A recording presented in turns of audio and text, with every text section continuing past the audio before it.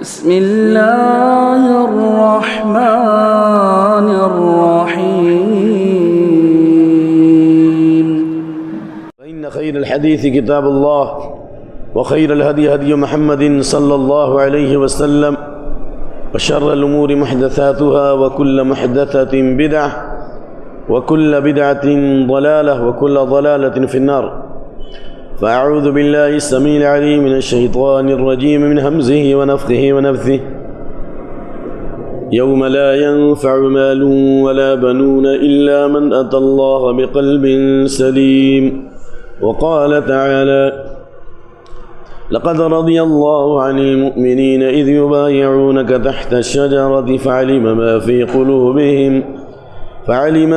قلوبهم فأنزل السكينة عليهم وأثابهم فتحا قريبا. رب اشرح لي صدري ويسر لي أمري واحلل عقدة من لساني يفقه قولي. اللهم حبب إلينا الإيمان وزينه في قلوبنا وكره إلينا الكفر والفسوق والعصيان واجعلنا من الراشدين. اللهم زينا بزينة الإيمان واجعلنا هداة مهتدين. اللهم انفعنا بما علمتنا وعلمنا ما ينفعنا وزدنا علما. اللہ رب العالمین کی بڑائی، کبریائی اور حمد و ثنا کے بعد لاکھوں درود و سلام ہو محمد صلی اللہ علیہ وآلہ وسلم پر اور آپ کے آل و اصحاب پر۔ عرض یہ ہے کہ اللہ کی توفیق سے، اللہ تعالیٰ کی توفیق اور اس کی مدد کے بعد آپ جیسے بعض مخلص بھائیوں کی خواہش کی بنیاد پر میں تھوڑے سے وقت کے لیے حاضر ہو گیا ہوں، اور اس موقع سے میں اپنے لیے اور آپ کے لیے پیغام ربانی اور ہدایت نبوی کے کچھ نمونے پیش کرنا چاہ رہا ہوں۔ اللہ سے دعا ہے کہ اللہ ہماری نیتوں میں اخلاص، ہمارے اعمال میں استقامت اور ہماری زندگی کے تمام کاموں میں صحابہ اور سلف صالحین کا رنگ اور منہج غالب فرمائے۔ تمام اعمال کی قبولیت اور بندے کے مقام اور مرتبے کا معیار اللہ کے نزدیک کیا ہے؟ یعنی ہر آدمی نماز پڑھتا ہے، لیکن کیا سب کی نماز برابر ہے؟ ہرگز نہیں۔ امام ایک ہے، نماز کی دعائیں ایک ہے، رکوع سجدی کی دعائیں ایک ہیں۔ ماشاءاللہ کسی اطمینان سے امام صاحب نے نماز پڑھائی، جزاہ اللہ خیر، نبی صلی اللہ علیہ وسلم کی نماز یاد آ گئی، حفظہ اللہ۔ تو کیا تمام کے اجر و ثواب برابر ہوں گے؟ نہیں۔ عن عمار بن یاسر رضی اللہ عنہ عن رسول اللہ صلی اللہ علیہ وسلم انہ قال: ان العبد لیصلی الصلاة ما یکتب له الا عشرها تسعها ثمنها سبعها سدسها خمسها۔ ایک آدمی نماز پڑھتا ہے، کسی کو اس کی نماز کا 10واں حصہ ملتا ہے، یعنی 10 پوائنٹ، کسی کو 9 پوائنٹ، کسی کو 8، کسی کو 7، کسی کو 6، کسی کو 5۔ یہ روایت ابو داؤد کی۔ کیوں؟ نماز میں جتنی صفائی ہوگی، دل کی جتنی صفائی ہوگی، ظاہری اور باطنی اعمال کا جس قدر اہتمام ہوگا، اور نماز کے اندر جس قدر انسان کی توجہ اللہ کی طرف ہوگی، اسی اعتبار سے قد افلح المؤمنون الذین هم فی صلاتهم خاشعون کا درجہ اسے ملے گا۔ کامیابی صرف نماز پڑھنے پہ نہیں رکھی گئی، بلکہ وہ مومن کامیاب ہو گئے جو اپنی نمازوں میں خشوع اختیار کرتے ہیں، یعنی عاجزی، انکساری، اللہ کی عظمت و کبریائی، اس کی بزرگی اور اس کی ہیبت انسان کے دل پہ قائم ہو، اور اس کا اثر انسان کے جسم سے ظاہر۔ تو خشوع و خضوع کے اعتبار سے نماز کے اثرات ہوتے ہیں، اور بعض ایسے لوگ ہیں جو نماز پڑھتے بھی ہیں لیکن ان کی نماز ان کے منہ پہ مار دی جاتی ہے، اعوذ باللہ۔ فویل للمصلین الذین هم عن صلاتهم ساہون۔ ویل ہے ان نمازیوں کے لیے جو اپنی نمازوں سے غفلت اختیار کرتے ہیں۔ اس کی 2 تفسیریں، ایک تفسیر تو وہی جو آپ لوگ جانتے ہیں، قال ابن مسعود یؤخرونها عن مواقیتها، ٹال کے نماز پڑھتے ہیں۔ اور ٹال کے نماز پڑھنا بھی یعنی نماز کی کوئی اہمیت نہیں، نماز کی تعظیم نہیں ہے، اللہ کا خوف نہیں ہے، تقوی کی روح نہیں ہے، ایمان کی تازگی نہیں ہے، اس لیے وہ نماز وقت پہ نہیں پڑھتے۔ یا دوسری تفسیر یہ ہے کہ نماز پڑھتے ہیں لیکن نماز میں غفلت کی نماز ہوتی ہے، اللہ کی طرف توجہ نہیں ہوتی. جو میں سر بسجدہ ہوا کبھی تو زمین سے آنے لگی صدا، تیرا دل تو ہے صنم آشنا، تجھے کیا ملے گا نماز میں. کیا ہم ان نمازوں کی اصلاح نہیں کر سکتے؟ کیا حضرت ابن مسعود کی وہ بات ہمیں یاد نہیں ہے جسے علامہ منذری نے صحیح الترغیب میں نقل کیا؟ کیا ابھی وقت نہیں آیا کہ ہم ان روایتوں کی روشنی میں ہم اپنے دلوں پر غور و فکر کریں اور اپنے دل کے آئینے میں جھانکیں کہ ہم کس پانی میں ہیں؟ ابن مسعود نے کہا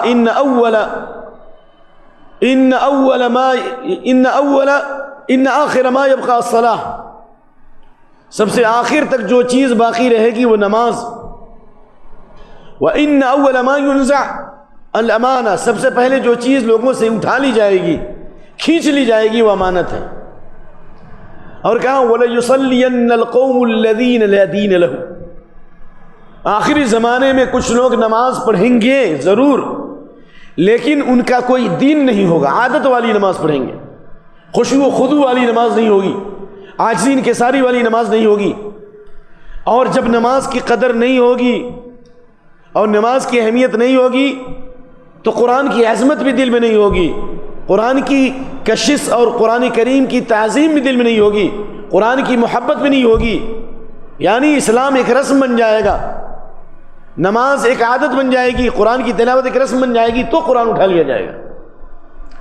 وَلَيُنزَعَنَّ الْقُرْآنُ مِن بَيْنِ أَظْهُرِكُمْ، خشوع و خضوع کی کمی، اللہ کا خوف اور تقوی سے محرومی، اور فسق و فجور کی کثرت، اور دنیا کی محبت، اور دنیا کی بھاگ دوڑ میں انسان آخرت سے غافل، یہ وہ اسباب ہیں جس کی وجہ سے اللہ تعالیٰ نے ہم سے بڑے بڑے علماء کو اٹھا لیا، صالحین کو اٹھا لیا، نیک لوگوں کو اٹھا لیا.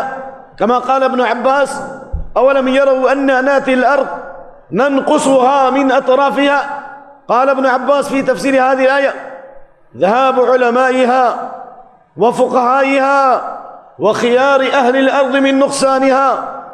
علماء کا دنیا سے چلا جانا، فقہا کا دنیا سے رخصت ہو جانا، صالحین کا دنیا سے اٹھ جانا، یہ اس بات کی دلیل ہے کہ زمین کی برکتیں کم ہو جائیں گی.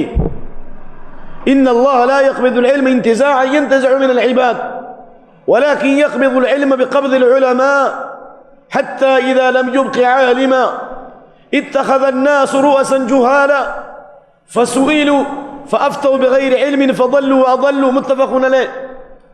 پہلا مرحلہ یہ ہوگا کہ اللہ لوگوں سے علم کو نہیں چھینے گا، سینوں سے اللہ علم نہیں اٹھائے گا، بلکہ پہلا اسٹیج یہ ہوگا کہ اللہ اچھے اچھے علماء کو اٹھا لے گا. یغربل الناس فی مغربلۃ، جس طرح چھلنی کے اندر پانی کو چھانتے ہیں اسی طریقے سے ایک کے بعد دیگر اچھے اچھے علماء رخصت ہو جائیں گے، صالحین رخصت ہو جائیں گے. جب علماء نہیں رہیں گے لوگ جاہلوں کو سردار بنا لیں گے جو اپنی رائے سے اور اپنی فکر سے باتیں کریں گے. جیسا کہ ابن مسعود کی روایت لیس عام الا والذی بعده شر منه لا اقول عام امطر من عام وعام اخصب من عام ولكن ذهاب علمائكم وخياركم لا الہ الا اللہ. کہا کہ ہر آنے والا سال پہلے سال سے بدتر اور خراب ہوگا، بلائیں اور مصیبتیں نازل ہوں گی، زمین کی برکتیں ختم ہو جائیں گی، اچھے لوگ دنیا سے چلے جائیں گے. کہا اس اعتبار سے نہیں آنے والا سال خراب ہوگا کہ بارش کم ہوگی یا پیداوار میں کمی ہوگی، نہیں، بارش تو بہت ہوگی، کئی حدیثیں بارش بہت ہوگی. ولیکن ذهاب علمائکم وخیارکم، تمہارے علماء چلے جائیں گے، نیک لوگ چلے جائیں گے. اس روایت کو شیخ الاسلام محمد بن عبد الوہاب نے اپنی کتاب اصول الایمان میں نقل کیا، اور امام ابن قیم رحمۃ اللہ علیہ نے معاذ بن جبل کا قول نقل کیا کہ علماء جب اٹھ جائیں گے ایسے لوگ پیدا ہوں گے یقیسون الامور برأیہم فینہدم الاسلام، ایسے لوگ پیدا ہوں گے جو عقل اور رائے سے دین کو پیش کریں گے، اپنی فکر اور اپنی رائے لوگوں پر مسلط کریں گے، روایت نہیں پیش کریں گے، فین اسلام منہدم ہو جائے گا. تو یہ پہلا اسٹیج ہے.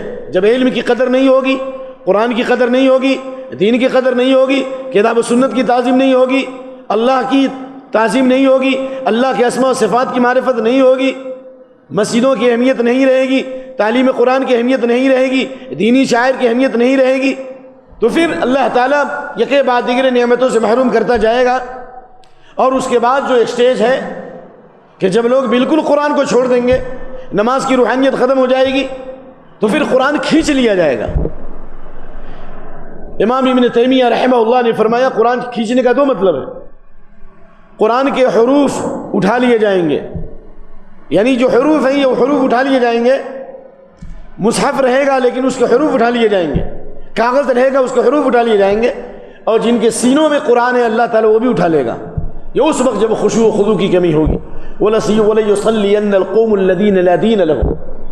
اس لیے شیخ علامہ البانی رحمہ اللہ نے سلسلہ حدیث صحیحہ حدیث نمبر 87 میں یہ حدیث نقل کی حذیفہ سے کہ اللہ کے نبی صلی اللہ علیہ وسلم نے فرمایا یدرس الاسلام کما یدرس وشی الثوب، اسلام کا رنگ مٹتا جائے گا، اسلام کی تاثیر لوگوں کے دلوں سے آہستہ آہستہ چلی جائے گی، یہاں تک کہ لوگوں کو یہ بھی پتہ نہیں ہوگا کہ نماز کیا ہے، روزہ کیا ہے، صدقہ کیا اور حج کیا، حتی ما یدری صلاۃ ولا صیام ولا صدقۃ ولا نسک۔ یہ کب ہوگا؟ جب لوگ دین سے غافل ہوں گے۔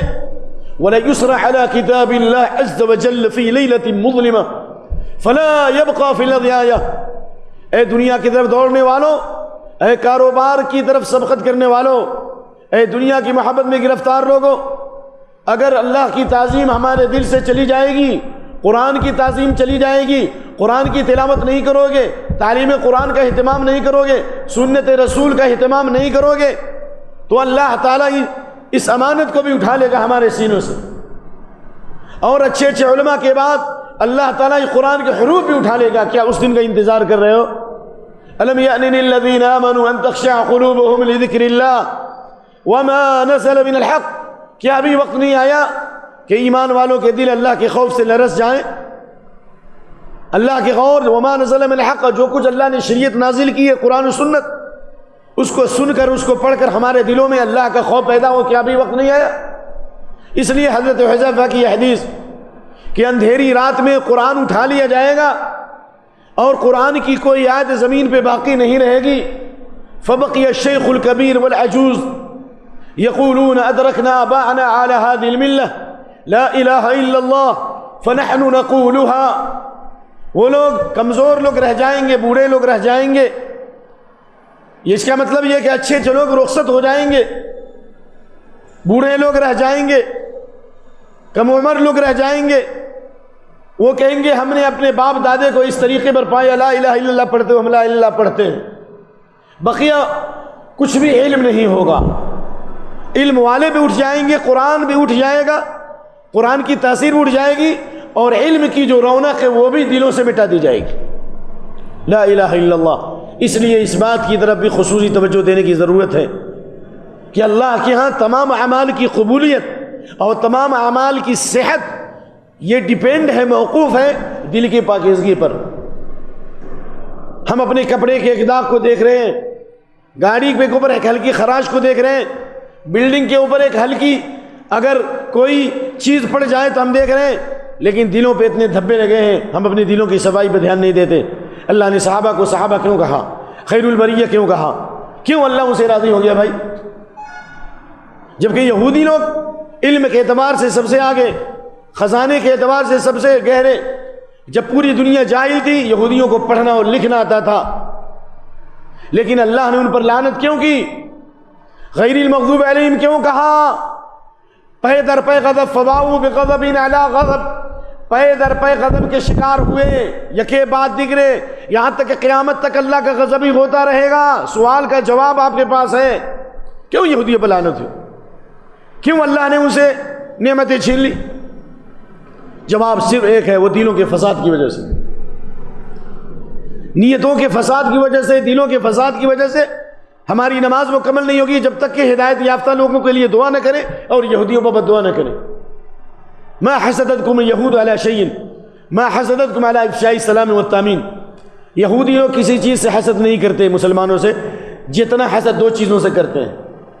دو چیزوں سے یہودیوں کو سب سے زیادہ حسد ہے، نمبر 1 سلام پھیلانے سے، کہ وہ سلام سے محبت پیدا ہوتی ہے، دلوں کے اندر پاکیزگی پیدا ہوتی ہے، دل کی سلامتی ہوتی ہے، اور آمین کہنے سے انہیں تکلیف ہوتی ہے، کیونکہ آمین میں انعام یافتہ لوگوں کے لیے جہاں دعا ہوتی ہے وہیں یہودیوں پر بددعا ہوتی ہے، اس کو آمین کہتے ہیں۔ تو اللہ کا غضب کیوں نازل ہوا؟ بغیا ان ينزل اللہ، بغض کی وجہ سے، عداوت کی وجہ سے، حسد کی وجہ سے، کبر کی وجہ سے، دل کی بیماری کی وجہ سے۔ اور صحابہ کو اللہ نے یہ مقام کیوں دیا؟ لقد رضی اللہ عن المؤمنین اذ یبایعونک تحت الشجرہ فعلم ما فی قلوبہم۔ نبی صلی اللہ علیہ وسلم پر آیت کریمہ نازل ہو رہی ہے، جناب علی صلح حدیبیہ سے لوٹتے ہوئے، اور اللہ نے بشارت دی کہ جن لوگوں نے درخت کے نیچے آپ سے بیعت کی، حضرت عثمان بن عفان رضی اللہ عنہ کے بارے میں جب یہ خبر مشہور ہو گئی کہ کافروں نے انہیں قتل کر دیا، تو آپ نے بیعت لیا کہ ہم ظالموں سے انتقام لیں گے، بدلہ لیں گے۔ حالانکہ جنگ نہیں ہوئی اور یہ خبر بھی غلط تھی، لیکن اللہ نے اپنی رضامندی کا اظہار کیا کہ اللہ راضی ہو گیا ان ایمان والوں سے جو درخت کے نیچے آپ سے بیعت لے رہے تھے، آپ سے بیعت لے رہے تھے، اور کہا ید اللہ فوق ایدیہم، اللہ کا ہاتھ ان کے ہاتھ کے اوپر تھا۔ ارے کم بڑی بات ہے، اللہ اکبر، ید اللہ، اللہ کا ہاتھ ان کے ہاتھ کے اوپر، فعلم ما فی قلوبہم، اللہ ان سے راضی کیوں ہوا؟ اس لیے کہ اللہ نے ان کے دلوں کی سچائی کو جان لیا، دلوں کی پاکیزگی کو جان لیا۔ دلوں کی پاکیزگی کی وجہ سے فانزل السکینۃ علیہم، اللہ نے ان کے دلوں پر سکون نازل کیا، سکینہ الطمانینہ، دلوں کو سکون نازل کیا، ایمان کی مٹھاس پیدا کی، دشمنوں کے حملے سے اللہ نے انہیں معمون کر دیا، ہر قسم کا سکون عطا فرمایا۔ کس وجہ سے؟ دلوں کی سچائی کی وجہ سے۔ نمبر 1، دلوں کی سچائی کی وجہ سے وَأَثَابَهُمْ فَتْحًا قَرِيبًا، قریب کی فتح عطا فرمائی۔ خیبر فتح ہوا ہے، یہ خیبر کی فتح جس میں حضرت عمر بن خطاب کو اتنا مال ملا، انی اصبت ارضا بخیبر لم اصب مثلها قط، سبحان اللہ، مجھے خیبر میں اللہ نے ایسی زمین دی ہے کہ اتنی قیمتی، من انفس مالی، یہ تمام مالوں میں سب سے محبوب، اتنی دولت کبھی ہمیں ملی نہیں۔ زمین کا ایک بڑا حصہ ملا حضرت عمر کو، اور انہوں نے اللہ کی راہ میں وقف کر دیا۔ کہا جاتا وقف کی پہلی حدیث ہے، یہ وقف کی پہلی حدیث۔ تو خیبر کی فتح ہوئی، صحابہ کو اللہ نے مال و دولت سے نوازا، قریب کی فتح خیبر کی فتح سے نوازا، نمبر 1 فتح مکہ سے نوازا، یہ بھی دلوں کی پاکیزگی کی وجہ سے مکہ فتح ہوا ہے۔ ومغانم کثیر، اور اللہ نے بہت سارا مال غنیمت دیا ہے۔ اس میں اشارہ ہے لوگوں، اپنے دل کو پاک کرو گے تو سکون زندگی ملے گا، اور دل کو پاک صاف کرو گے آپ کے حالات درست ہوں گے۔ دلوں کو پاک صاف کرو گے اللہ آپ کی غربت کو ختم کر دے گا، دل کو پاک صاف کرو گے اللہ آپ کے حالات کو درست کر دے گا۔ کیا ابھی ہم اللہ کے کلام پر یقین نہیں کرتے؟ جی، یا ایھا الذین آمنوا اتقوا اللہ وقولوا قولا سدیدا یصلح لکم اعمالکم ویغفر لکم ذنوبکم۔ کتنی بار پڑھتے ہیں بھائی اس آیت کو؟ کیوں نہیں غور کرتے؟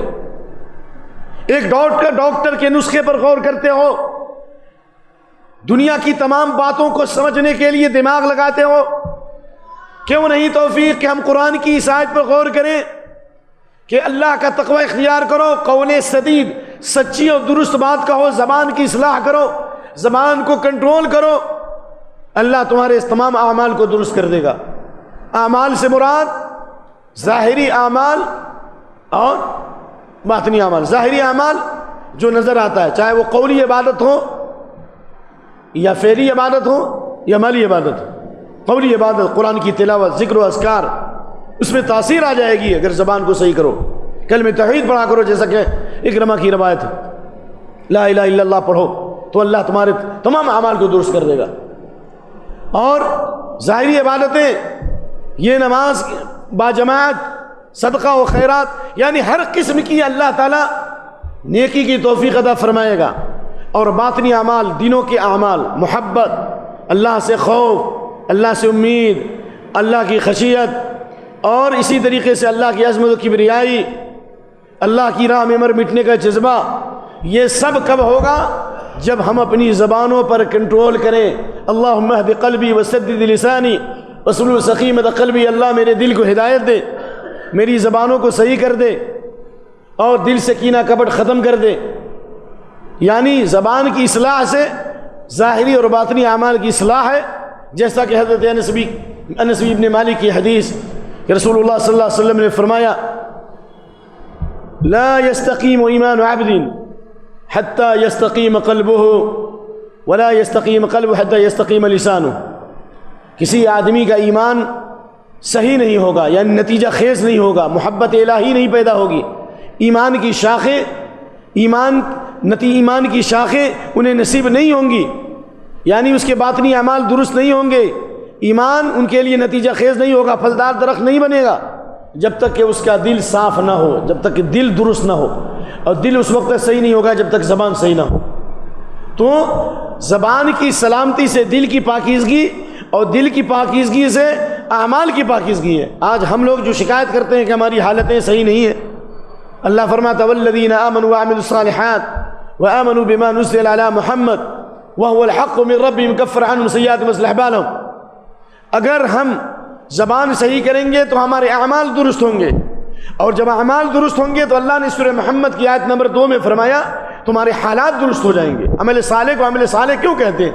صلاح مانے درستگی، رب اصلح لی فی ذریتی۔ شیخ محمد بن عبد الوہاب جب اس آیت پر پہنچتے تھے تو اپنی اولاد کے لیے 100 بار دعا کرتے تھے، رب اصلح لی فی ذریتی، اللہ میری اولاد کو میرے لیے صحیح کر دے۔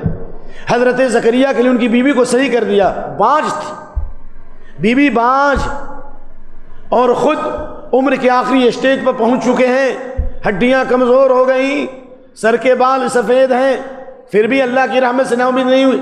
اللہ نے نیک لڑکے کی بشارت دی، زکیہ خود پاک تھا تو پاک لڑکے کی بشارت ملی، خود پرہیزگار تھے تو پرہیزگار لڑکے کی بشارت ملی، خود نرم دل تھے تو اللہ نے حنانا من لدنا نرم دل لڑکے کی بشارت دی، اور اللہ تعالیٰ نے حضرت یحییٰ کو یہ مقام، حضرت زکریا کو یہ مقام دیا اور یہ بشارت عطا فرمائی، صرف اس لیے کہ انہوں نے اللہ سے دعا کی، اور ان کی دعا کی برکت سے وَأَصْلَحْنَا لَهُ زَوْجَهُ، بیوی کو صحیح کر دیا، بانجھپن ختم ہو گئی۔ اور مفسرین کی ایک روایت کی روشنی میں بیوی بد کلام تھی، زبان دراز تھی، لیکن دل کی پاکیزگی کی وجہ سے، اللہ سے سچی محبت کی وجہ سے اور دعا کی کثرت کی وجہ سے بیوی کی زبان کی جو گڑبڑی تھی اور زبان کے اندر جو تیزی تھی، شدت تھی، اللہ نے دور فرما دی۔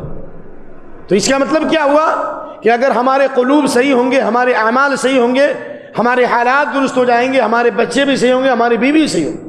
اس لیے بعض سلف نے کہا انی لأری اثر الذنوب فی دابی امراتی، میں جب دیکھتا ہوں کہ میری بیوی سرکش ہو گئی، دیکھتا ہوں کہ میرا چوپایا، میری سواری خراب ہونے لگی، تو میں اپنے گناہوں کا محاسبہ کرتا ہوں کہ کہیں ایسا تو نہیں کہ کہیں گناہ تو نہیں ہو گیا۔ تو اس لیے اللہ کا یہ فرمان یاد کیجئے، یوم لا ينفع مال ولا بنون الا من اتى الله بقلب سلیم، مال اور اولاد فائدہ نہیں دے گا مگر جو قیامت کے دن آئے گا قلب سلیم کے ساتھ۔ کیا مطلب قلب سلیم؟ جس کا دل شبہات اور شہوات سے پاک ہو۔ شبہات اللہ اور اس کے رسول نے جو خبریں بتائی ہیں، چاہے ایمان کے ارکان سے متعلق، اللہ پر ایمان، فرشتوں پر ایمان، کتابوں پر ایمان، رسولوں پر ایمان، اور آخرت پر ایمان، تقدیر کی اچھائی برائی پر ایمان، جو خبریں مستقبل سے متعلق بتائی ہے، دجال آئے گا، امام مہدی کا ظہور ہوگا، درندے انسان سے بات کریں گے، چوپائی انسان سے بات کریں گے، سونے کا پہاڑ نکلے گا دریائے فرات سے، یعنی جتنی خبریں دی ہیں ان تمام خبروں کی تصدیق، ان تمام خبروں کی تصدیق۔ اللہ اکبر۔ اس لیے یہ قلب سلیم کی علامت ہے۔ اور نمبر 2، شہوات سے پاک ہو، خواہشات نفس کی پیروی نہ کرے انسان، بلکہ اپنی خواہشات پر اللہ کی شریعت کو غالب کرے، جو حدیث ہے حضرت ابن مسعود کی، آخری زمانے میں جب، بلکہ صحابہ کے زمانے میں، انکم فی زمان کثیر فقہاؤہ قلیل خطباؤہ قلیل سؤالہ کثیر معتوہ العمل فی قائد للہوى وسیاتی من بعد زمان کثیر خطباؤہ قلیل فقہاؤہ کثیر سؤالہ قلیل معتوہ الہوى فیہ قائد للعمل وَإِنَّ حُسْنَ الْهَدِي فِي آخِرِ الزَّمَانِ خَيْرٌ مِّن بَعْضِ الْعَمَلِ، رواہ البخاری فی کتابہ الادب المفرد، امام بخاری نے روایت اپنی کتاب ادب المفرد میں ذکر کیا ہے، یہ روایت لائیں۔ ابن مسعود نے کہا کہ آج ایسا روشن زمانہ ہے کہ دین کے جاننے والے علماء اور فقہاء بہت زیادہ ہیں، اور بولنے والے، زبان کا غلط استعمال کرنے والے، لیکچر دینے والے، تقریر کرنے والے کم ہیں۔ جی، سوالات کرنے والے کم ہیں اور صحیح جواب دینے والے زیادہ ہیں، یا بھیک مانگنے والے کم ہیں اور خرچ کرنے والے زیادہ ہیں۔ اس لیے آج العمل قائد للہوا، آج جو اعمال انسان کے پاک ہیں، صاف ہیں، اس لیے اعمال جو ہیں خواہشات کو چلانے والے ہیں، یعنی اعمال، انسان کے اعمال خواہشات پہ غالب ہے، یعنی دل کے اعمال، دل کی پاکیزگی انسان کے خواہشات پر کیا ہے؟ غالب ہے، خواہشات کا غلام نہیں بلکہ کتاب و سنت کا شہدائی ہے وہ۔ لیکن ایک زمانہ آئے گا کہ علماء ایک کے بعد دیگرے کم ہو جائیں گے، تقریر کرنے والے زیادہ ہوں گے، سوال کرنے والے زیادہ ہوں گے، خرچ کرنے والے کم ہوں گے، سوال کرنے والے زیادہ ہوں گے، صحیح جواب دینے والے کم ہوں گے، تو خواہشات انسان کے عمل کو چلائے گا، یعنی انسان خواہشات کے پیچھے جائے گا۔ يتقارب الزمان وينقص العمل ويلقى الشح ويكثر الهرج قيل وما الهرج قال القتل قتل رواه البخاری في کتاب الفتن۔ جب انسان کے دل میں فساد آئے گا تو زمانہ تیزی سے گزرے گا، وقت تیزی سے گزرے گا، وقت کی برکتیں ختم ہو جائیں گی، عمل میں کمی آ جائے گی، عمل میں کمی آ جائے گی، وہی خود غرضی عام ہو جائے گی، بخالت اور کنجوسی لوگوں کی فطرت بن جائے گی، اور پھر قتل و غارت گری کی کثرت ہوگی۔ یہ سارے جو فتنے اور بلائیں مصیبتیں جو نازل ہوں گی، بلائیں مصیبتیں، اس کی وجہ دلوں کے فساد کی وجہ سے، اور دل کے فساد اور بگاڑ کی وجہ سے فتنے نازل ہوں گے۔ تعرض الفتن علی القلوب کالحصیر عودا عودا فأي قلب أشربها نكتت فيه نكتة سوداء وأي قلب أنكرها نكتت فيه نكتة بيضاء حتى يسير على قلبين أبيض مثل الصفا فلا تضر فتنة ما دامت السماوات والأرض والآخر أسود مربادا كالكوز مجخيا لا يعرف معروفا ولا ينكر منكرا إلا ما أشرب من هواه۔ دلوں پر فتنے پیش ہوں گے، انٹرنیٹ کے ذریعے، موبائل کے ذریعے، فیس بک کے ذریعے، مارکیٹ کا فتنہ، شاپنگ سینٹر کا فتنہ، کلموں کا فتنہ، گھر کے فتنے، دکانوں، ہر جگہ یہ فتنے دلوں پر پیش ہوں گے، دل اس کا شکار ہوگا۔ جو ان فتنوں کا انکار کرے گا، قرآن و سنت کی تاثیر اس کے دل میں ہوگی، محبت الہی سے اس کا دل سرشار ہوگا، عظمت ربانی سے اس کا دل منور ہوگا، ہدایت ربانی کی قندیلوں سے اس کے قلوب اذہان معطر ہوں گے، ان فتنوں کو قبول نہیں کرے گا، اس کا دل اور زیادہ صاف ہو جائے گا، کس طرح سے؟ چکنے پتھر کی طرح۔ اور اس کا فائدہ یہ ہوگا کہ فتنے دل کی صفائی اور ستھرائی کی وجہ سے، ایمان کی پختگی کی وجہ سے جب ہم فتنوں کا مقابلہ کریں گے تو دنیا میں کوئی فتنہ نقصان نہیں پہنچائے گا، قبر کے فتنے سے محفوظ رہے گا، موت کی سختی سے محفوظ رہے گا، واللہ قیامت کی ہولناکی سے محفوظ رہے گا، کیونکہ جب تک آسمان و زمین قائم ہوں گے، اس کی تفسیر یہی ہے کہ دنیا کے فتنوں سے بھی، آخرت کے فتنوں سے، قبر کے فتنوں سے اور موت کی سختی سے بچے گا اگر ہمارے دل صحیح ہوں۔ کب ہم دھیان دیں گے اس کی طرف؟ کب آئیں؟ کیا قرآن سے بھی افضل کوئی کتاب ہے؟ کیا رسول اللہ کی سنت سے بھی بہتر حدیث ہے؟ کیوں نہیں ہم اس کی طرف دھیان دیں؟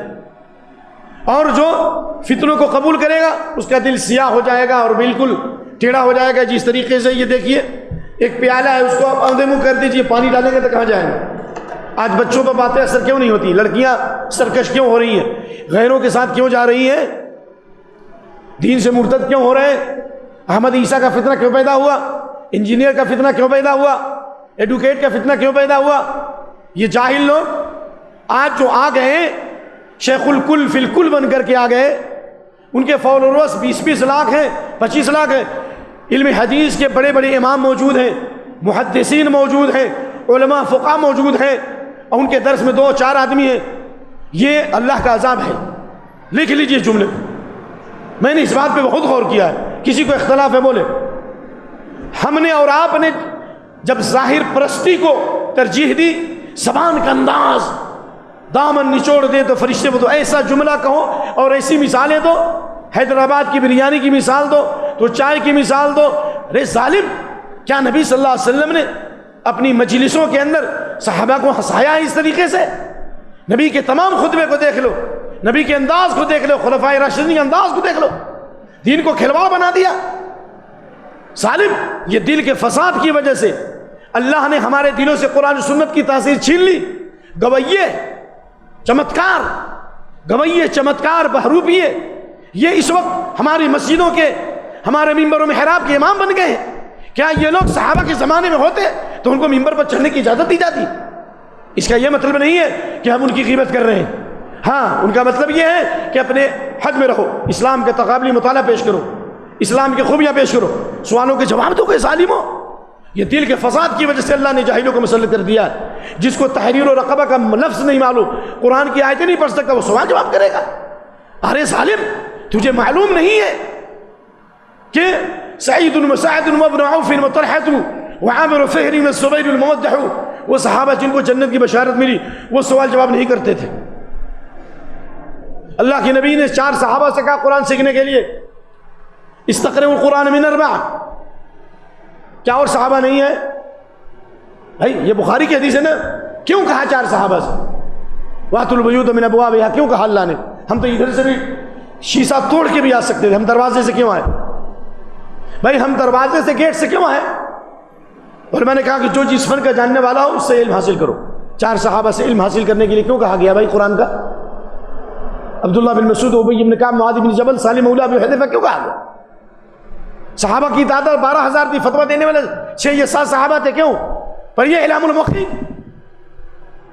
مجھے بتاؤ کہ حضرت عائشہ سے زیادہ کوئی عالمہ اور فاضلہ ہو سکتی؟ مسلم شریف میں جتنی حدیثیں کتاب التفسیر میں ملیں گی سب ان کی تفسیر ہے۔ صحابہ کرام سے جہاں جہاں اجتہادی غلطیاں ہوئیں، حضرت عائشہ رضی اللہ عنہ نے اس پر ریمارک کیا، امام زیلعی نے، امام سیوطی نے اس پر کتاب لکھی، استدراکات عائشہ علی ما فات من الصحابہ۔ لیکن اس کے باوجود حضرت عائشہ سے سوال ہو رہا ہے کہ موزے پر مسح کیسے کریں گے؟ حدیث معلوم ہے؟ کہا کہ نہیں، اس حدیث کو ہم سے زیادہ علی کو معلوم ہے۔ سبحان اللہ، سبحان اللہ۔ اچھا اس سے پوچھو رسول اللہ کے ساتھ سفر کیے ہیں؟ یہ ہے صحابہ کا منہج جی۔ سبحان اللہ۔ براء بن عازب کہتے ہیں میں نے مسجد نبی میں یا مدینے میں 300 بدری صحابہ کو دیکھا، جب ان سے سوال کیا جاتا تھا تو وہ جواب نہیں دیتے تھے، اپنے دوسرے ساتھی کی طرف احالہ کرتے تھے۔ کیا یہ منہج آج نہیں ہے؟ جو جس فن کا جاننے والا اس سے پوچھئے۔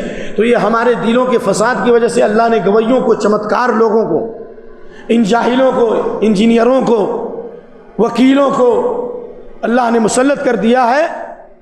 ہمت ہے تو جواب دو۔ میں تو ایسے لوگوں کو چیلنج کرتا ہوں، ایک صفحہ قرآن پڑھ کے سنا دی، ایک صفحہ۔ اسی حیدرآباد میں 12 ہلس میں آپ نے رکھا ہے، 12 ہلس میں کچھ منکرین حدیث آئے، اللہ ان کو ہدایت عطا فرمائے، بحث کرنے کے لیے کوئی صاحب کے مکان پر کہ قبر کا عذاب نہیں۔ ہم کہا اچھا چلو بات گفتگو بعد میں کریں گے، پہلے ایک آیت تو پڑھ تو صحیح۔ جب تو قرآن کا لفظ نہیں پڑھ سکتا، الفاظ تیرے صحیح نہیں ہے، تو قرآن کی تفسیر کیسے کرے گا جی؟ اس لیے ان ھذا العلم دین فانظروا امن تاخذون دینکم، یہ علم دین ہے، یہ علم امانت ہے، دیکھو کہ کس سے تم علم لے رہے ہو۔ جب روڈوں اور سڑکوں پہ چلنے والا سرجن نہیں بن سکتا، انجینئر یا ڈاکٹر کا کام نہیں کر سکتا، تو یہ دین اتنا کمزور ہو گیا کہ ہر زید بکر کو اس پر بیٹھا دو۔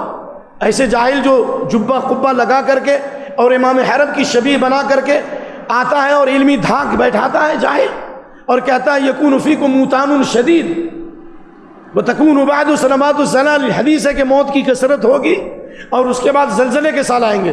موتان، اس جاہل کو یہ بھی نہیں معلوم کہ تثنیہ کے اوپر جو تنوین نہیں آتی، جمع مؤنث سالم پر نون نہیں آتا، موتان شدید کا معنی کرتا 2 موت، اور آج دیکھیے لاکھوں لوگ ان پر انڈیل رہے ہیں۔ تو ہماری غفلت و دین سے دوری کی وجہ سے اللہ نے ایسے بہروپیوں کو، ایسے جاہلوں کو، ایسے چمتکار لوگوں کو ہم پر مسلط کیا۔ یہ سزا ہے۔ یہ کیا ہے بھائی؟ چلیے، جب ہم نے قرآن و سنت کو پڑھنا کم کر دیا، رمضان میں خوب پڑھتے ہیں ماشاءاللہ، سورہ کہف جمعہ کے دن پڑھ لیتے ہیں ماشاءاللہ، اللہ توفیق دے، جبکہ ہر دن ایک بار قرآن پڑھنا چاہیے حدیث کی روشنی میں۔ آپ نے صحابی کو کہا مہینے میں قرآن ختم کرنے کے لیے، قرآن پڑھنا بند کر دیا، دعائیں پڑھنا بند کر دیا، کاروبار میں مشغول ہو گئے۔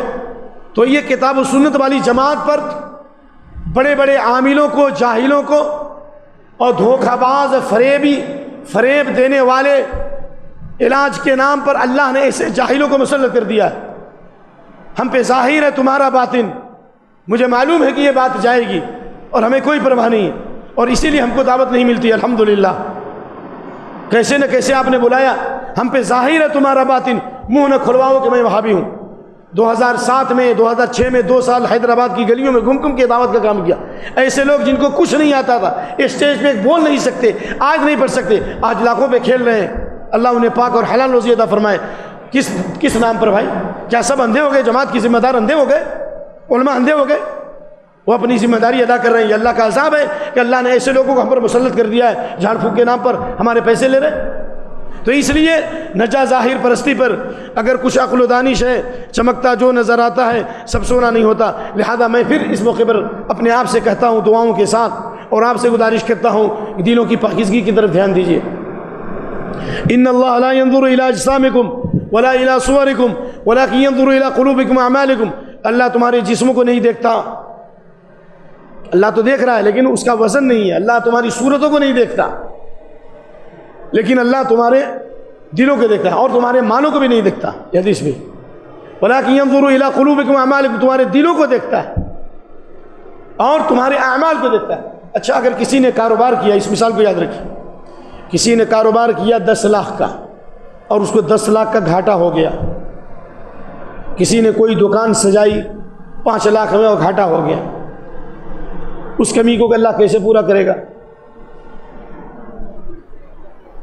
اگر دل صاف ستھرا ہوگا وہ 10 لاکھ کا گھاٹا اللہ دور کر دے گا. میں قرآن کی آیت پڑھنے والا ہوں. 5 لاکھ کا گھاٹا ہو گیا ہے، دل کی پاکیزگی پر دھیان دو، خوب دعا کرو. اللہم آت نفسی تقواہا وزکھا انت خیر من زکاہا انت ولیہا ومولاہا. اللہم اہد قلبی وسدد لسانی واسلل سقیمۃ قلبی. پڑھو ربنا لا تزغ قلوبنا بعد اذ ہدیتنا وہب لنا من لدنک رحمۃ انک انت الوہاب. پڑھو یا مصرف القلوب صرف قلوبنا علی طاعتک یا مقلب القلوب ثبت قلبی علی دینک. اگر آپ کے دل میں خیر ہوگا اور بھلائی ہوگی تو جو نعمتیں آپ سے چھین لی گئی ہیں اللہ وہ نعمتیں عطا کرے گا، اس سے بڑی نعمت دے گا. نمبر 1، جو کاروبار میں گھاٹا ہوا، جو نقصان ہوا، دل کی پاکیزگی پر دھیان دیں گے تو اللہ اس سے بڑی بڑی نعمتیں بھی عطا فرمائے گا اور اللہ گناہوں کو معاف کر دے گا. کیا ایوب علیہ السلام کو اللہ نے نہیں آزمایا؟ کتنے سال بھائی؟ 18 سال. حدیث علامہ البانی کی تحقیق. ابتلی ایوب 18 سنہ فرفضہ القریب والبعید. اللہ نے آزمایا جسمانی بیماری میں لیکن صبر کیا، دل کا اعمال صحیح تھا. اللہ سے غافل ہوئے، اللہ کے ساتھ بدگمانی کی، اللہ پہ توکل رہا کہ نہیں رہا، اللہ سے امید تھی یا نہیں تھی. کہا رب انی مسنی الضر وانت ارحم الراحمین وہبنا له اہلہ. ہم نے ان کو اہل بھی دیا ومثلہم، اور اس کا ڈبل بھی دیا اور اس سے بہتر بھی دیا، اور ذکر خیر بھی اللہ نے قیامت تک کر دیا. صبر ایوب ایک مثال بن گیا. تو میں یہ کہہ رہا ہوں کہ اگر ہم اپنے دل کو پاک کریں تو جو ہمارے کاروبار میں گھاٹا ہے، جو نقصان ہے، جو بچوں میں فساد اور طغیان ہے، جو بیویاں نافرمان ہے، گھر کا سکون غارت ہے، اللہ ہمیں ہدایت عطا فرما. اگر ہم اپنے دل کی پاکیزگی پر دھیان دیں گے تو اللہ نے اعلان کر دیا یعلم اللہ فی قلوبکم. اس کے بعد حافظ لوگ ہیں خیرا، اس کے بعد یؤتکم خیرا مما اخذ منکم ویغفر لکم. شان نزول تو آپ کو پتہ ہی ہے. عباس جب جنگ میں لائے گئے تو ان سے فدیہ لیا گیا، فدیہ بعد میں ایمان لائے. تو اللہ نے کہا کہ اے نبی کہہ دو ان قیدیوں سے کہ اگر تمہارے دل میں جو سچائی ہوگی تو جو تم سے مال چھین لیا گیا، جو لیا گیا، چھینا نہیں گیا، جو چیزیں لے لی گئی تو اللہ اس سے بہتر عطا کرے گا اور اللہ تمہارے گناہوں کو معاف کر دے گا. حضرت عباس کو اللہ نے بہت دولت دی بعد میں. مالک بھائی فدیہ میں وہ ہار دینا پڑا، لیکن جب ایمان لائے اور دل کی سچائی کی وجہ سے اللہ نے بہت مال دیا، غلام دیا، بڑے بڑے خادم دیے. تو یہ بات واضح ہے کہ اگر اللہ تمہارے دل میں خیر دیکھے گا تو جو چیزیں تم سے لے لی گئیں، جو چیزیں تم سے فوت ہو گئیں، اگر دل پاک صاف رکھو گے تو اللہ اس سے بہتر عطا فرمائے گا. 10 لاکھ کا گھاٹا ہے تو اللہ 1 کروڑ بھی دے سکتا ہے. ابھی مجھ سے ایک بھائی کی ملاقات ہوئی، ایک عالم ہے، نام نہیں لیں گے. میں کہاں سے آ رہا ہوں؟ ابھی میں سفر کر کے نہیں میں ابھی آیا کہاں سے؟ نہیں پٹوٹور سے نہیں، وہ وارنگل میں ایک صاحب ملے، انہوں نے کہا کہ میں سخت ایکسیڈنٹ کا شکار ہوا، کئی سال تک زخمی رہا، صبر کی برکت سے 11 لاکھ کی زمین میں نے لی۔ اسی درمیان کیا لیا بھائی؟ میں نے جب صبر کیا اور اللہ سے دعا کی تو علاج تو ہوا ہی، 11 لاکھ کی زمین میں نے لی۔ نمبر میں آپ کو بات کرا سکتا ہوں، کل کی بات، ان یعلم اللہ فی قلوبکم خیرا یؤتکم خیرا مما اخذ منکم ویغفر لکم، اگر اللہ تمہارے دل میں خیر و بھلائی دیکھے گا تو جو چیزیں لے لی گئی اللہ اس سے بہتر عطا کرے گا اور اللہ تمہاری مغفرت کر دے گا، کیونکہ اللہ غفور رحیم۔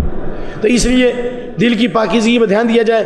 حضرت عبداللہ بن عمر کی روایت ہے کہ اللہ کے نبی سے پوچھا گیا سب سے افضل آدمی کون ہے، تو آپ نے فرمایا، معلوم ہے آپ کو، آپ نے فرمایا، آپ صلی اللہ علیہ وسلم فَكُلُّ مَخْمُومِ الْقَلْبِ صَدُوقُ اللِّسَان، جس کا دل صاف ہو، جس کی زبان سچی ہو، جھوٹ نہیں بولتا۔ صحابہ نے کہا زبان سچی تو معلوم ہے، آپ لوگ میری آواز سمجھ رہے ہیں نا؟ میں ایک ہفتے سے سفر میں ہوں، طبیعت سردی کھانسی اور بخار سے متاثر ہے، شاید کہ میری آواز نہ پہنچ سکے، تو اللہ تعالیٰ سے معافی چاہتا ہوں پھر آپ لوگوں سے۔ آپ سے پوچھا گیا کہ سب سے افضل انسان کون ہے، یعنی ایمان والوں میں سب سے افضل کون ہے، تو آپ نے کیا جواب دیا؟ کل مخموم القلب صدوق ہر وہ آدمی جس کا دل صاف ہو، جس کا دل، بولیے بھائی ادھر سے، صاف ہو، جس کی زبان سچی ہو۔ آج کل کے ایڈوکیٹ لوگ ہوتے اور انجینئر لوگ ہوتے تو کہتے تھے بس سمجھ گیا۔ صحابہ کہہ رہے ہیں کہ اس حدیث کا مطلب نہیں سمجھ میں آیا، سچی زبان معلوم ہے لیکن دل کے صاف ہونے کا کیا مطلب؟ تو کہا التقی النقی لا اثم فیہ ولا بغی ولا غل ولا حسد۔ اللہ، تقی جو پرہیزگار ہو، تقوی یہاں ہے، دل کا عمل کیا ہے؟ تقوی دل کا عمل ہے، اور دل کے اعمال میں سب سے پہلا عمل کون ہے؟ تقوی، یاد رکھیے، دل کے اعمال میں سب سے پہلا عمل تقوی ہے۔ کہاں جو پرہیزگار ہو، حرام سے بچتا ہو، خوف الہی سے اس کا دل سرشار ہو۔ نمبر 1 النقی، جس کا دل صاف ستھرا ہو، ظاہری گناہوں سے بھی بچتا ہو، باطنی گناہوں سے بھی بچتا ہو، اور دشمنی نہ ہو، عداوت نہ ہو، کینہ نہ ہو، کپٹ نہ ہو، بغض نہ ہو، ایسا آدمی سب سے افضل ہے۔ تب تو آپ نے فرمایا کہ الان یطلع علیکم رجل من اہل الجنہ، ایک آدمی، 3 دن تک آپ نے فرمایا کہ ابھی ایک آدمی جنتی آنے والا ہے۔ کیا یہ سعد بن ابی وقاص پہ یہ حدیث نہیں آئی؟ ابھی ایک جنتی آنے والا ہے جو رات میں زیادہ نماز بھی نہیں پڑھتے تھے، بہت زیادہ صدقہ خیرات بھی نہیں کرتے تھے۔ جب حضرت عبداللہ بن عمر نے یا عبداللہ بن عمر نے ان کے ساتھ رات گزاری اور بعد میں پتہ چلا کہ نہیں، دل کے اعمال کی سچائی کی وجہ سے اللہ کے نبی صلی اللہ علیہ وسلم نے فرمایا کہ جنتی ہے۔ سبحان اللہ۔ تو اس حدیث پر غور کیجئے، آپ نے فرمایا جس کا دل پاک صاف ہو، کینہ کپٹ سے دور ہو، وہ آدمی سب سے اچھا ہے۔ اور ہندوستان میں اہل حدیثوں کی تاریخ رہی ہے کہ آپس میں ایک دوسرے سے محبت اور الفت کے لیے ایک بستی سے دوسری بستی میں لوگ جاتے تھے۔ میں نے ابتدائی زمانے میں بعض علماء کو دیکھا، ان کے ساتھ 3-3 کلومیٹر 4-4 کلومیٹر مجھے پکڑ کے لے جا رہے ہیں۔ غصہ آتا تھا، کیوں لے جا رہے ہیں؟ ارے چلو بڑا عالم سے ملنے چلو، کیا ہوگا؟ الحمدللہ۔ تو اللہ تعالیٰ نے فرمایا الذین جاءوا من بعدہم یقولون ربنا اغفر لنا ولاخواننا الذین سبقونا بالایمان ولا تجعل فی قلوبنا غلا للذین آمنوا ربنا انک رؤوف رحیم۔ ترجمے کی ضرورت نہیں ہے آپ کو، ماشاءاللہ سب جانتے ہیں، لیکن نواب صدیق حسن خان اتنا بڑا کارنامہ انجام دیا۔ ملکہ بھوپال سے شادی ہوئی تو انہوں نے پوری دولت قرآن و سنت کی خدمت پہ لگایا، بخاری مسلم ابو داؤد سب کے ترجمے کروایا، حیدرآباد میں ہی کروایا نا جی، یہی کروایا، یہاں بھی کروایا، بدیع الزماں یہیں کے تھے، وحید الزماں یہیں کے تھے۔ نمبر 1۔ نمبر 2، اعلان کیا کہ جو بخاری یاد کرے گا اس کو اتنا، اور مسلم یاد کرے گا اس کو اتنا 1000 ملے گا، اور ابو داؤد یاد کرے اتنا 1000 ملے گا۔ جناب عمر آباد میں جو شیخ گئے ہیں، گزر گئے، رحمانی صاحب ظہیر رحمانی رحمہ اللہ، کہتے تھے کہ میں نے نواب صدیق حسن خان کے زمانے میں جن لوگوں نے بخاری مسلم یاد کی تھی، ان میں سے بعض لوگوں سے میری ملاقات ہے کہ کسی نے پوری مشکات یاد کی تھی، یاد بھی کر لیا اور انعام بھی لے لیا۔ تو نواب صدیق حسن خان نے اتنا بڑا کارنامہ انجام دیا علم حدیث کی عظیم ترین خدمت کی، اور عربی دنیا میں ان کی علمی دھاک ابھی تک بیٹھی ہوئی. ان کی کتاب جناب عالی علامہ البانی رحمۃ اللہ علیہ 42 سال تک درس دیتے رہے فقہ کی اوپر. جو ان کی کتاب ہے، کتنے سال بھائی؟ نواب صدیق حسن خان کی جو کتاب ہے فقہ کے اندر، 42 سال تک علامہ البانی درس دیتے تھے. ان پر نوٹس ہیں ان کے، اور ان کے نوٹ کے ساتھ چھپی ہے. نواب صدیق حسن خان نے کتاب لکھی قطف الثمر فی بیان عقیدت اہل الاثر. اہل حدیثوں کی شان میں اہل حدیث ہے کون؟ اہل اثر، اہل حدیث کون ہے؟ اہل حدیث کہا ومن اصول اہل السنت والجماعہ سلامت قلوبہم لاصحاب الایمان. اہل سنت والجماعت کے اصول میں یہ بات داخل ہے. اصول کا مطلب کیا سمجھے؟ اصول کس کو کہتے ہیں؟ جڑ. اگر یہ نہیں ہے تو آپ کا ایمان ہی محفوظ نہیں ہے. اہل سنت والجماعت کے اصول میں یہ بات داخل ہے، اہل الحدیث کے اصول میں یہ بات داخل ہے کہ ان کے دل ایمان والوں کے لیے بالکل صاف ستھرے ہوتے ہیں. یہ بات، اس کا مطلب جس کے دل میں کینہ ہو، وہ سینہ نہیں اچھا، وہ سب کچھ ہو سکتا ہے، اہل حدیث نہیں ہو سکتا. آخر امام شافعی نے کیوں کہا اذا رأیت اصحاب الحدیث فکأنی رأیت احدا من اصحاب رسول اللہ صلی اللہ علیہ وسلم. کیوں کہا بھائی؟ جب میں کسی اہل حدیث کو دیکھتا ہوں تو لگتا ہے گویا میں کسی صحابی کو دیکھ رہا ہوں. صحابہ کی صفت، صحابہ میں بھی اختلاف تھے لیکن اختلاف کی بنیاد اخلاص تھی. اگر اختلاف ان میں باہم دیگر تھا تو بالکل مدار ان کا اخلاص پر تھا. جھگڑتے تھے لیکن نہ جھگڑوں میں شر تھا، خلاف آشتی سے خوشائندہ تر تھا. لگایا تمالی نے ایک باغ ایسا نہ تھا جس میں چھوٹا بڑا کوئی پودا. سارے صحابہ جو ایک دوسرے سے محبت کرتے تھے، غیبت نہیں کرتے تھے، ایک دوسرے کے خلاف شکوہ شکایت نہیں کرتے تھے. پھر ان میں اختلافات ہوئے، جنگیں بھی ہوئیں، لیکن ایک دوسرے سے باہم شیر و شکر رہے، ایک دوسرے سے ملتے رہے، دل صاف تھا. تو اس لیے اللہ کے نبی کی اس حدیث کو میں آج آپ کو یاد دلا رہا ہوں، الجماعت رحمت والفرقۃ عذاب. اگر جماعت میں اجتہاد ہے، جماعتی نظام قائم ہے، انکار حدیث کا فتنہ ہے، آپ اس پہ کام کر رہے ہیں، منکرین حدیث کا فتنہ اس پہ کام کر رہے ہیں، جماعت المسلمین کا فتنہ اس پہ کام کر رہے ہیں، قریوں میں لوگ دین سے مرتد ہو رہے ہیں، آپ اس کی فکر کر رہے ہیں، تو اگر اجتماعیت ہے تو یہ اللہ کا انعام ہے.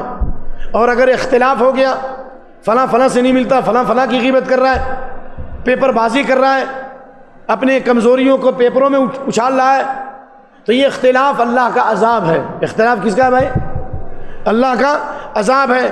صحیح الجامع حدیث نمبر 5603 اور امام بخاری نے ادب المفرد میں نقل کیا 401 نمبر کی حدیث، ما تواد اثنان فيفرق بينهما الا بذنب احدث احدهما الا بذنب یحدثه احدهما. جب دو آدمی میں محبت پیدا ہو، دو آدمی میں الفت پیدا ہو، دو آدمی ایک دوسرے سے مل رہے ہوں اور اچانک اختلاف ہو جائے، اچانک ایک دوسرے سے چہرہ پھیرنے لگے، اچانک ایک دوسرے سے ملنا بند کر دے، تو دونوں میں سے کسی ایک سے گناہ ہوا ہے، کسی گناہ کے نتیجے میں اختلاف ہوا.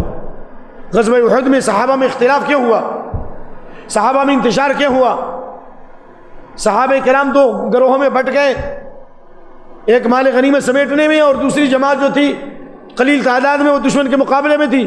وَتَنَازَعْتُمْ فِي الْأَمْرِ، اس کے بعد وَعَصَيْتُمْ، تم نے اللہ کے رسول کی حکم کی مخالفت کی، اللہ کے نبی صلی اللہ علیہ وسلم حکم کو تم نے اپنی رائے سے سمجھا تو تم اختلاف میں پڑ گئے، دنیا کی محبت میں گرفتار ہو گئے. اعوذ باللہ. جب صحابہ جیسی پاکیزہ جماعت میں نبی صلی اللہ علیہ وسلم کے حکم کو سن کر اجتہادی غلطی سے جب اختلاف ہو سکتا ہے، تو خواہشات کے ذریعے جو اختلاف ہو رہا ہے، نفسانی اختلاف، خواہشات نفسانی کا اختلاف، تو کیا یہ اللہ کا عذاب نہیں ہے؟ اس لیے اس موقع سے ہم کو اور آپ کو یہ حدیث یاد کرنی چاہیے، الا ان فی الجسد مضغہ اذا صلحت صلح الجسد کلہ واذا فسدت فسد الجسد کلہ الا وهي القلب. جسم کے اندر خون کا ایک لوتھڑا ہے، اگر وہ صحیح ہے تو سارا جسم صحیح، اگر وہ اس میں فساد تو سارے دل میں فساد. دل ہے، مجھے ڈر ہے دل زندہ تو نہ مر جائے کہ زندگانی عبارت ہے تیرے جینے سے. مولانا ابوالکلام آزاد اکثر شعر پڑھتے تھے کہ مجھے ڈر ہے دل زندہ تو نہ مر جائے، مجھے یہ ڈر ہے کہ میرا دل کہیں مردہ نہ ہو جائے، اگر مر گیا تو گویا کہ میں مردہ ہو گیا. جس کا دل زندہ ہے اس کا ایمان زندہ ہے، جس کا دل مردہ ہے اس کا ایمان مردہ ہے. اللہ اکبر. اس لیے دل کی پاکیزگی کے لیے پہلے نمبر پر ہم کو چاہیے کہ ہم قرآن بہت زیادہ پڑھیں. شفاء لما فی الصدور، دلوں کے لیے شفا ہے. کینہ کپٹ شبہات شہوات کے لیے شفا ہے. یہاں تک کہ اس آیت کریمہ پر امریکہ کے ڈاکٹروں نے ہارٹ کے مریضوں پر ریسرچ کیا کہ قرآن دل کے لیے شفا ہے. ہارٹ کے مریضوں کو 2 کمرے میں سلایا گیا اور سورہ رحمان کی کیسٹ لگا کر کے چند منٹ انہیں سنا کر کے پھر آلے کے ذریعے سے ان کے ہارٹ کا جائزہ لیا گیا تو معلوم ہوا مریض کے دل کی دھڑکن ختم ہو چکی ہے اور مریض بالکل پرسکون حالت میں ہے.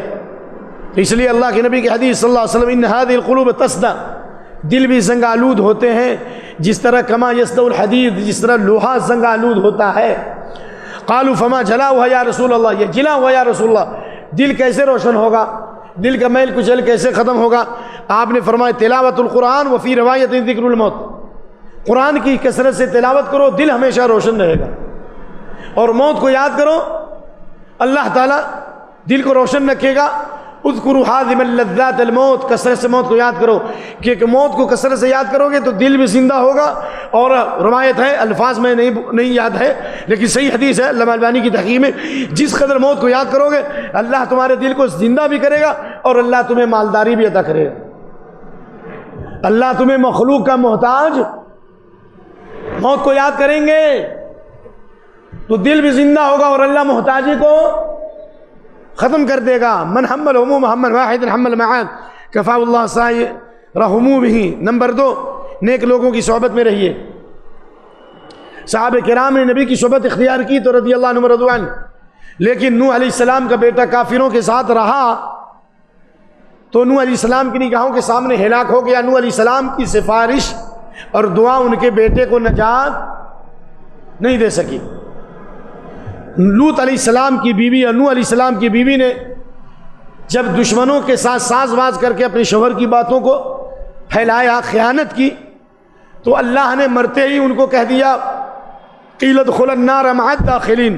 نوح اور لوط اپنی بیویوں کو نہیں بچا سکے اور مرتے ہی کہہ دیا گیا کہ جہنم میں داخل ہو جاؤ. ان کی روح جہنم میں چلی گئی.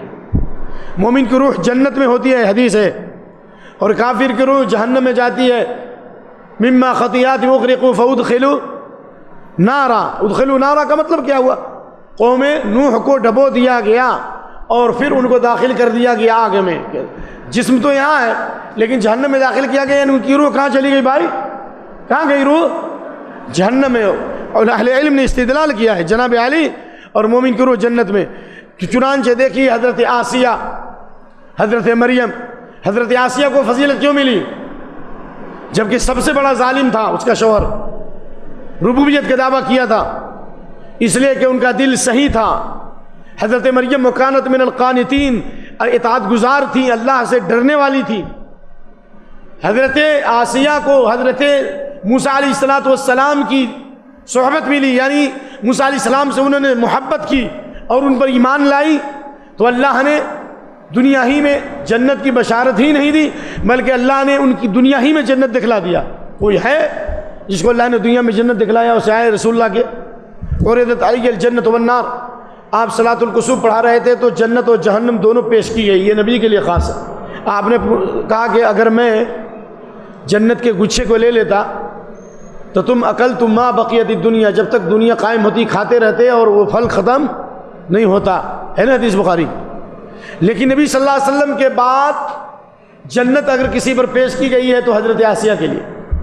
ابن ابو ہریرہ کی حدیث علامہ البانی نے صحیح میں نقل کیا. جب ان کے دونوں ہاتھ اور دونوں پاؤں میں میخیں گاڑ کر فرعون اور اس کے لشکر چلے گئے، دنیا کی نعمتیں چھن گئی، انہوں نے دعا کی رب ابن لی عندک بیتا فی الجنہ، اے اللہ جنت میں میرے لیے گھر بنا دے اور فرعون اور اس کے ظلم سے نجات دے. تو ابو ہریرہ کی حدیث ہے رضی اللہ عنہ فکشف عن بیتہ فی الجنہ، جنت کا پردہ ہٹا دیا گیا اور انہوں نے اپنی آنکھوں سے دنیا ہی میں جنت. بولیے کیوں؟ نیک لوگوں کی صحبت، دل کی صفائی ستھرائی پاکیزگی کی وجہ سے ہر پیر اور جمعرات کو بندوں کا عمل پیش ہوتا ہے. اللہ ہر ایک کی مغفرت کر دیتا. ان 2 بھائیوں کی مغفرت نہیں کرتا جو اپنے بھائی سے کینہ کپٹ بغض رکھتا ہے، سلام نہیں کرتا، ملتا بھی ہے تو چہرہ پھیر لیتا ہے. اعوذ باللہ. اس لیے دل کی سلامتی اگر ہے تو دنیا ہی میں جنت ملے گی. شیخ الاسلام ابن تیمیہ نے کہا کہ اللہ نے دنیا میں ایک جنت بنائی ہے، جو دنیا کی جنت میں نہیں جائے گا وہ آخرت کی جنت میں بھی داخل نہیں ہو سکتا. کہا جنتی و بستانی فی صدری، دنیا کی جنت مومن کا قلب ہے جنتی، میری جنت، میرا باغ میرے سینے میں ہے، ما یصنع اعدائی بھی، میرے دشمن میرے ساتھ کیا کرنا چاہتے ہیں مجھے کوئی پرواہ نہیں، ان حبسی خلوہ، میرا جو قید کرنا، میرا جو قید ہے، میری جو قید و بند کی جو زندگی ہے میرے لیے گوشہ نشینی ہے، کوئی فرق نہیں پڑتا، وَإِخْرَاجِ مِن بَلَدِ سِيَاحَةً، اور اگر یہ مجھ کو ملک بدر کر دیں گے، شہر سے نکال دیں گے تو یہ میرے لیے زیارت ہے، کوئی فرق نہیں پڑتا، وہ قتلی شہادہ، اور مجھے قتل کر دیا تو میرے لیے شہادت ہے۔ جیل کی سلاخوں میں ڈالے جا رہے ہیں، ہاتھ پاؤں میں زنجیریں لگی ہوئی ہیں، کہتے ہیں لو بدلت لهم ملء هذه القلعة ما عدل شکری اے ما عدل عندي شکر هذه النعمة، اللہ اکبر۔ یہ جس قلعہ جیل میں، یہ قلعہ جیل میں ان کو ڈالا گیا، بہت بڑا جیل تھا، آج بھی ہے وہ دمشق، معلوم ہے یا نہیں؟ جس جیل میں ابن تیمیہ گئے تھے اس جیل میں علامہ البانی بھی گئے ہیں، سبحان اللہ، وہ جیل آج بھی ہے۔ رحم اللہ رحمت الجمیع، اللہ تعالیٰ نے تمام پر رحمت و نور کی بارش برسائے۔ کہا کہ اگر اس جیل کے برابر اگر سونا دے دوں تو بھی میں ان کا شکریہ ادا نہیں کر سکتا، کیونکہ ہاتھ پاؤں میں زنجیریں لگی ہوئی ہیں لیکن دل روشن اور منور ہے، جنت کا باغ دل کے اندر ہے، ایمان کی بشاشت و تازگی ہے۔ اس لیے دل کی سلامتی اگر انسان کو ہو جائے تو دنیا ہی میں جنت کی ایک نادر مثال یا جنت کی ایک ہلکی خوشبو اس کو ملے گی۔ اگر دل کی صفائی نہیں تھی تو کیسے انس بن نضر نے کہا اللہ کی قسم حد کے دامن سے مجھے جنت کی خوشبو آ رہی ہے، کیوں کہا جی؟ کیوں کہا؟ غور کریں اس پر، سبحان اللہ۔ اس کے برعکس اللہ کے نبی کی حدیث ہے کہ اگر دل کی بیماری کو دور کرنا چاہتے ہو تو یاد رکھو دب الیکم داء الامم قبلکم الحسد والبغضاء هي الحالقه لا اقول تحلق الشعر ولكن تحلق الدين، تمہارے اندر وہی بیماریاں پیدا ہو گئیں جو ان بیماریاں تم سے پہلے یہود و نصارہ میں پیدا ہو گئیں، حسد، داع، دشمنی، یہ اسطورہ ہے، میں یہ نہیں کہتا اس سے بال صاف ہوتا ہے۔ حسد، بغض، کینہ، کپٹ، یہ انسان کے دین کو، اخلاص کو ختم کر دے گا، ظاہری اعمال بھی اسے ختم کر دے گا، ایمان کی بشارت بھی ختم کر دے گا، جڑ سے ختم کر دے گا۔ آپ نے فرمایا والذی نفسی بیدی، قسم اس ذات کی جس کے ہاتھ میری جان ہے، جنت میں نہیں جا سکتے، لا تدخلوا الجنۃ حتی تؤمنوا، جب تک ایمان نہ لاؤ، ایمان کے بغیر تم جنت میں نہیں جا سکتے، کافر نہیں جائے گا، اور ولا تؤمنوا حتی تحابوا، اور ایمان تم اس وقت تک نہیں لا سکتے، کیا مطلب؟ تمہارا ایمان نتیجہ خیز نہیں ہوگا، تمہارا ایمان مکمل نہیں ہوگا جب تک کہ تمہارے دلوں میں محبت نہ ہو۔ اور آپ نے فرمایا اولا ادلکم علی شیء اذا فعلتم تحاببتم، کیا میں تم کو یہ نہ بتا دوں کہ ایک ایسا عمل ہے کہ اگر وہ کام کرو گے تو تمہارے اندر محبت آ جائے گی۔ افشوا السلام بینکم، کثرت سے سلام کو پھیلاؤ۔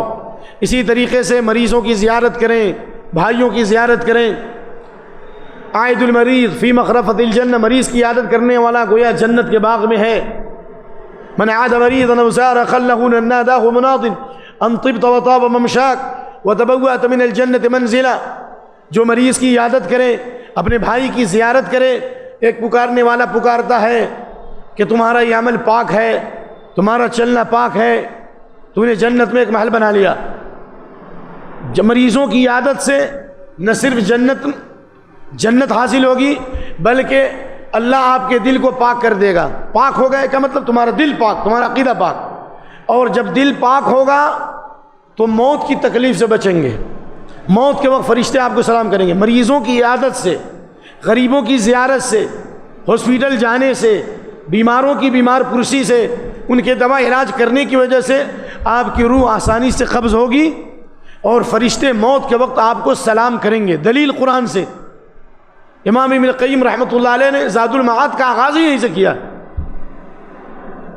الذین تتوفاہم الملائکۃ، بولیے طیبین، جو لوگ پاک ہوتے ہیں فرشتے موت کے وقت ان کی روحیں قبض کرتے ہیں تو ان کو سلام کرتے ہیں، جن کا دل پاک ہوتا ہے، جن کا عمل پاک ہوتا ہے، جن کی روزی پاک ہوتی ہے۔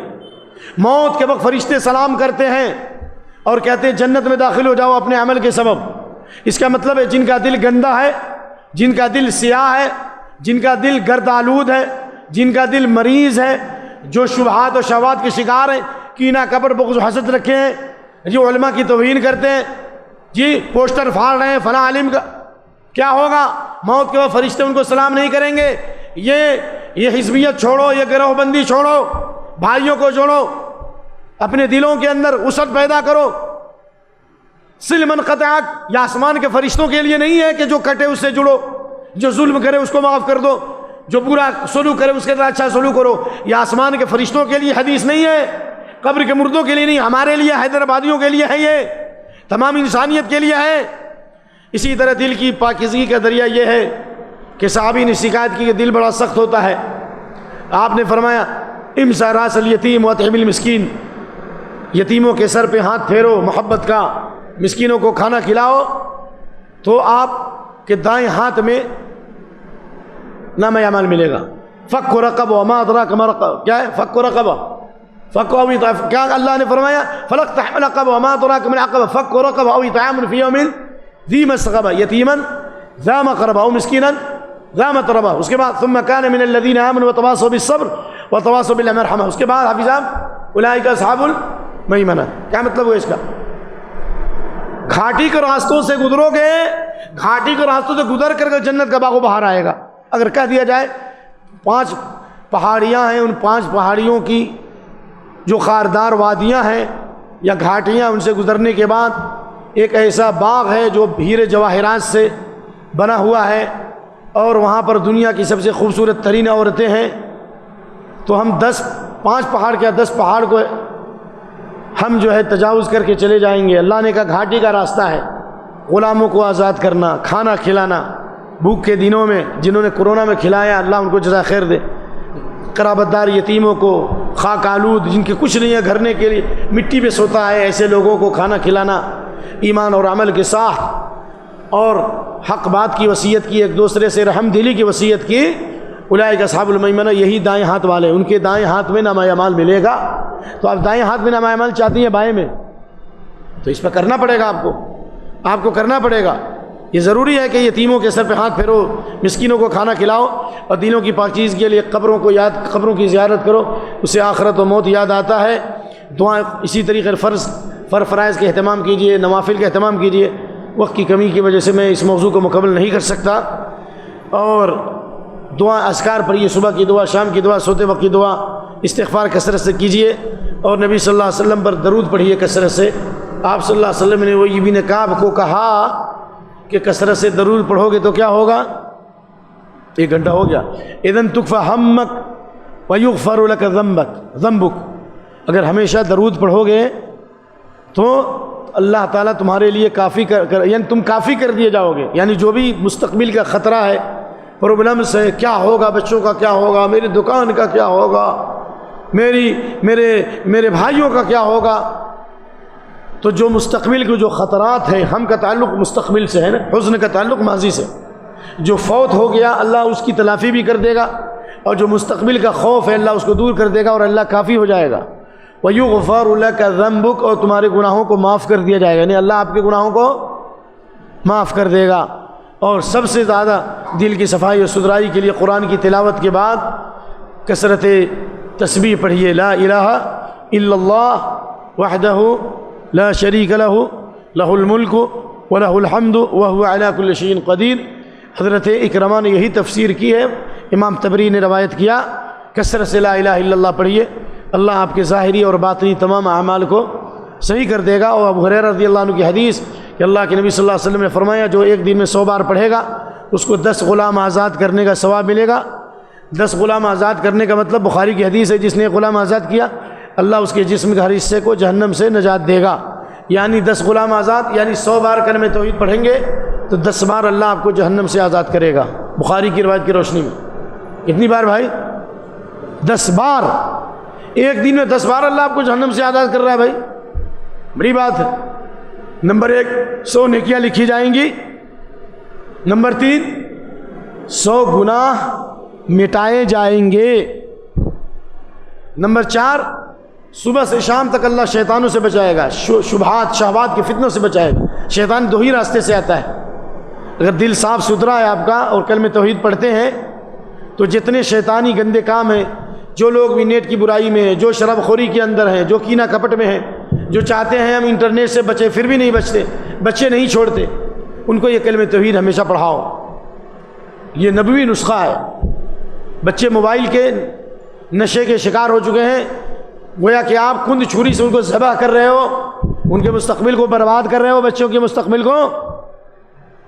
اس کا ایک بہترین ذریعہ ہے کہ بچوں کو یہ دعا سکھاؤ، کہو پڑھنے کے لیے، لا الہ الا اللہ وحدہ لا شریک لہ لہ الملک و لہ الحمد، اور ولم یأت احد بافضل مما جاء بہ، اور قیامت کے دن نیکیوں کے اعتبار سے جب اللہ کے دربار میں بندے حاضر ہوں گے تو اس آدمی کی نیکیوں کا جو ذخیرہ ہوگا یا وہ جو وزن ہوگا، جو اس کا ویٹ ہوگا، وہ سب سے آگے ہوگا۔ یعنی کلمہ توحید کی برکت سے دل کے اعمال بھی صحیح ہوں گے اور ظاہری اعمال بھی صحیح ہوں گے، اور قیامت کے دن ان کے اعمال کے ترازو سب سے زیادہ وزنی اور بھاری ہوں گے۔ یہ حدیث بخاری کی ہے اور مسلم کی۔ اللہ سے دعا ہے کہ اللہ اس مجلس میں شریک لوگوں کی مغفرت فرما، ہمارے دلوں کو پاکیزہ فرما، ہماری نیتوں کی اصلاح فرما، جو دل کی جو بیماریاں، کینہ، کپٹ، بغض، حسد اور شہوات اور شبہات کے فتنے اور دور جدید کے فتنے، مغربیت کے فتنے، یہود و نصارہ کے فتنے، انٹرنیٹ کے فتنے، موبائل کے فتنے، فیس بک کے فتنے، غیر اللہ کی محبت کے فتنے اور انجینئروں کے فتنے اور ایڈوکیٹ کے فتنے، فتنہ نہیں نشے، اللہ ان تمام نشوں کو اتار دے، ہمیں زیادہ سے زیادہ قرآن پڑھنے کی توفیق عطا فرمائے، اہل علم سے استفادہ کرنے کی توفیق دے، اہل علم کے پاس جمع ہونے کی توفیق عطا فرما، اور اللہ تعالی ہمیں ان سے صحیح علم حاصل کر کے عمل کرنے اور لوگوں کو اس کی طرف بلانے کی توفیق عطا فرمائے۔ دل کی گہرائیوں سے اللہ کا شکریہ اور بڑائی کے بیان کے بعد مسجد کے ذمہ داروں کا اور ان تمام بھائیوں کا اور ہمارے بھائی زاہد کا اور جن لوگوں نے بھی یہاں تک لانے میں ہمارا تعاون کیا، اللہ ان تمام لوگوں کو دنیا اور آخرت کی بھلائی سے مالا مال فرمائے، اور اللہ تعالیٰ آپ کے دلوں کے ایمان کے نور سے منور فرمائے، اور اللہ تعالیٰ ان لوگوں میں شامل فرمائے کہ موت کے وقت جن کو فرشتے سلام کریں گے اس حال میں کہ ان کے دل پاک صاف ہوں گے، اللہ تعالیٰ ہمیں بھی ان لوگوں میں شامل فرمائے کہ ہمارا دل پاک ہو اور فرشتے موت کے وقت آتے ہی بشارت سنا دیں کہ تمہارے لیے جنت ہے۔ سبحانک اللہم بحمدک واشہد ان لا الہ الا انت واستغفرک واتوب الیک۔ السلام علیکم ورحمۃ اللہ وبرکاتہ۔